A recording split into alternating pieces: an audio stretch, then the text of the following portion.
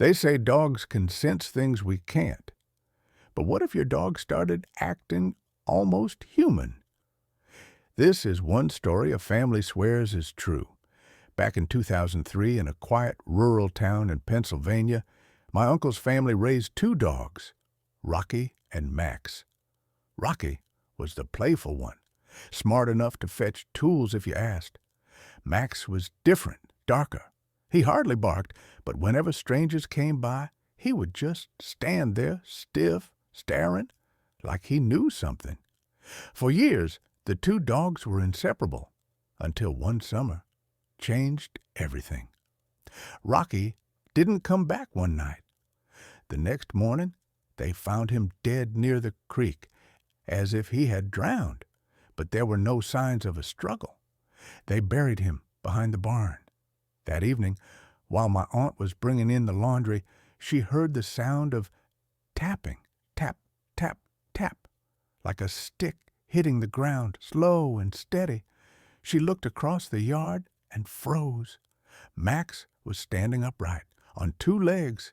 He was clutching one of my uncle's old walking canes in his front paws, and on his head was my aunt's wide-brim hat, tilted low, hiding his eyes. But his tongue was hanging out, red and wet, as he walked step by step across the yard toward the fence. My uncle ran out, but by the time he reached the fence, Max was gone. That night, a storm rolled through. The next morning, when they checked the grave, Rocky's body was missing. The dirt was torn open, claw marks everywhere. To this day, my aunt swears both dogs still roam the property. Sometimes, when the wind dies down at night, they still hear it. Tap, tap, tap, getting closer. It was 1998 in a small Ohio town. The Harris family adopted a stray black cat from a local shelter. They named her Shadow because she never made a sound, only slipped silently from room to room. At first, she was normal, ate well, followed the kids around. But after a few weeks, strange things started happening. The children would wake up with scratches on their legs, but the cat was never near them. Every night, around 3 a.m., the family heard scraping noises from the attic, like nails on wood. Finally, the father climbed up one night with a flashlight. There, in the corner, stood Shadow, upright on two legs. Her paws were pressed flat against the beams, clawing symbols into the wood. When the flashlight hit her, she didn't run. She turned her head slowly, eyes glowing an unnatural green. He stumbled back, dropping the light, and in that instant, the attic went silent. The cat was gone. The next morning, carved into the rafters, were symbols nobody could recognize, like runes, burned into the wood. The family left the house a year later, selling it at a loss. But here's the thing. 3 more owners have moved in since then, and each one has reported seeing a black cat wandering the attic. None of them ever owned a cat. In Florida, a widow named Mrs. Cartwright lived alone with her parrot Buddy. Her husband had died in a car crash 2 years earlier.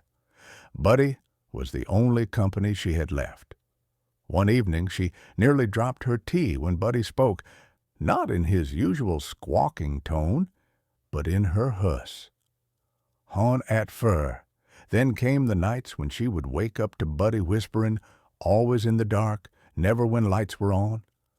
One night, she heard him say, "He's terrified." She threw a blanket over the cage, but the whispering never stopped. Sometimes she heard. Her neighbors later swore they often heard laughter from the house at night.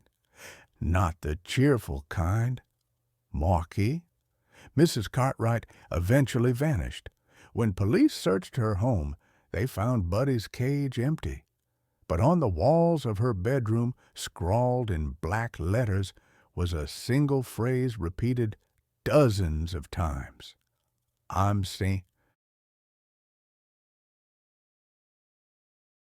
Bill was an old cowboy, living alone on a small ranch in rural Texas. His only true companion was a horse named Dust, raised from a foal. Dust was intelligent, obedient, but strangely uneasy whenever night fell.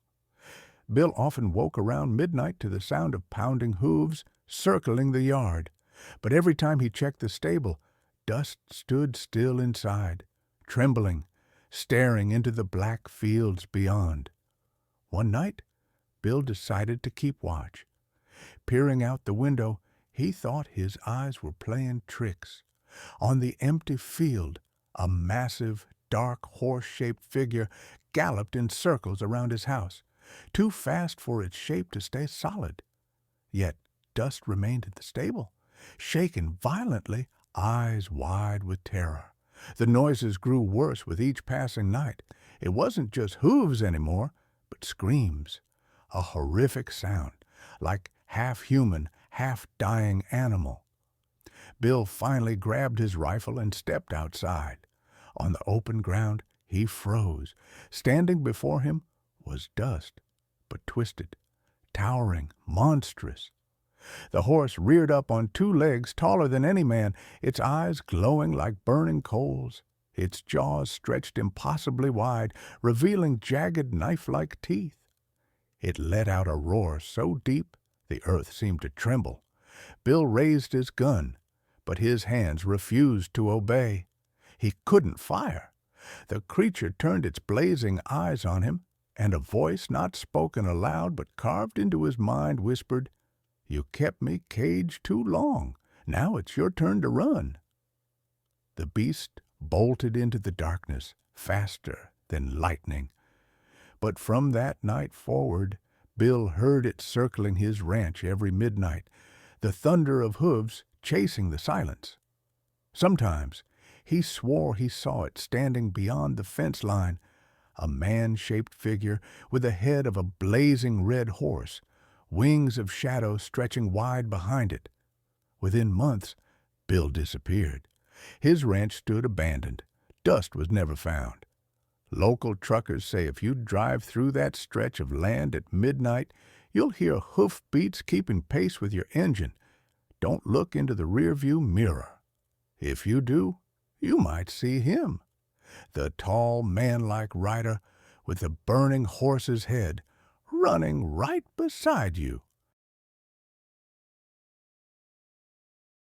The Nelson family in Georgia owned a massive python named Jasper. At first, Jasper was gentle, almost tame, and the kids treated him like a strange but fascinating pet. Then one summer, Jasper stopped eating. No matter what they offered, rats, chickens, even live prey, the python refused. It would simply stretch itself out, measuring its full length against the glass tank. Worried, Mr. Nelson asked a veterinarian about the strange behavior.